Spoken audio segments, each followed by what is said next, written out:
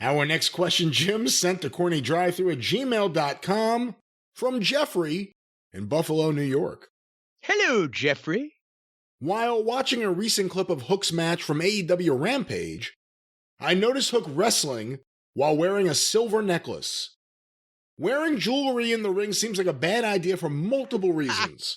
What are your thoughts on wrestlers wearing jewelry during matches? And do you know of other wrestlers who wear jewelry during matches? Well, I mean, some do. It's not a good idea, as you said. First thing I learned, I say that a lot. First thing I learned in the business. Everything was first. I learned everything on the first day. But one of the early things I learned don't wear jewelry. Guys have had from rings. That's why you'll see a lot of guys. Flair used to do this. If guys wear wedding rings that they can't take off because, sometimes you wear a ring for so long you can't get it off your finger, right? Or sometimes the wives didn't like them taking them off. So they will tape them. So you'll see on the ring finger, a big wide band of athletic tape. That's because guys have, through one freak thing or another, sometimes nearly had their fingers ripped off when the ring catches on something that they're doing somehow. They used to tell me when I first got into business, I had clip-on ties, not only because I was not polished yet with tying ties, but also because they say you'll break your fucking neck or a mark will get a hold of you. You won't be able to get away. And so at first I did wear the clip-on ties, but bumping, they'd fall off. It looked kind of cheap. I said, you know what? I'll take the chance on this. And I started wearing real ties. But, I definitely made sure that nobody grabbed it when I was in a scuffle. With necklaces, I mean, pick your poison. Do you want a necklace that if it means anything to you, if there's anything important on it, like a ring or whatever that's on your necklace, do you want it sturdy, not sturdy enough to where when somebody jams their hand in it or it gets caught on something, it'll break and not break your neck, but you lose your shit? Or do you want it sturdy enough where the necklace won't break so your neck does? Samoa Joe, with that necklace around his neck, used to worry me, but I mean, he had a pretty thick fucking neck. But you never know.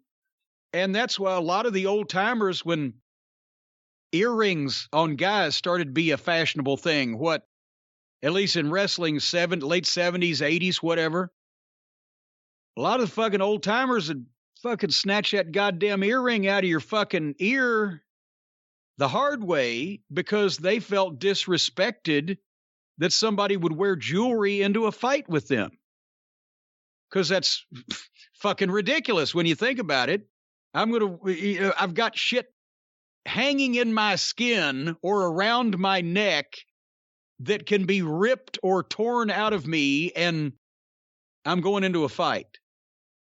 So no, it's never a good idea, and a lot of guys do it for various reasons, some of which I've just delineated. But no, I always, like I said, I went with the tie. But otherwise, watch off, ring in the bag, glasses off. You don't need anything that's going to put your eyes out, tear your appendages off, or break your neck. You don't want to break your neck, but you may want to shave your neck, or you may want to shave something else. How's that for a transition? Boy, I'll tell you what, I'd like to shave some of your fucking airtime off. I'll tell you that right now, fella. But if you would like to shave your taint, your balls, your nuts, the backs of your fingers, possibly even your eyelids, whatever you want to shave, I'll tell you what right now, our friends at Manscaped can fix you up. Again, as they say here on the copy, roses are red, violets are blue. Don't let a wild pube wreck you. Because, you get those ingrown hairs, they get touchy, and you don't want any blemishes or unsightly protrusions in your crotchal area because Valentine's Day is just around the corner. And Manscaped is here with the best tools to get your balls ready for the special occasion, but not just the balls, as we've mentioned. Well, you can start at the crack of the ass, you can go past the taint, up past Mr. Johnson and his two friends, all the way to the stomach area, because, a lot of women do not like to have that long stomach hair poking them in the eyes when their lower portion of their face is busy in that area. So trim everything down. Yeah. Right now, the Performance Package 4.0 is just the thing that everybody needs in their life to make every day just a little more special. Of course, the Lawnmower 4.0, the electric trimmer designed to trim hair on loose skin, which, of course, we know that there's some of that down there. No matter how good a shape you're in, there's no testicle machine at the gym. And get this, folks, the advanced skin-safe technology reduces cuts and nicks. It's waterproof, got the 4000K LED spotlight.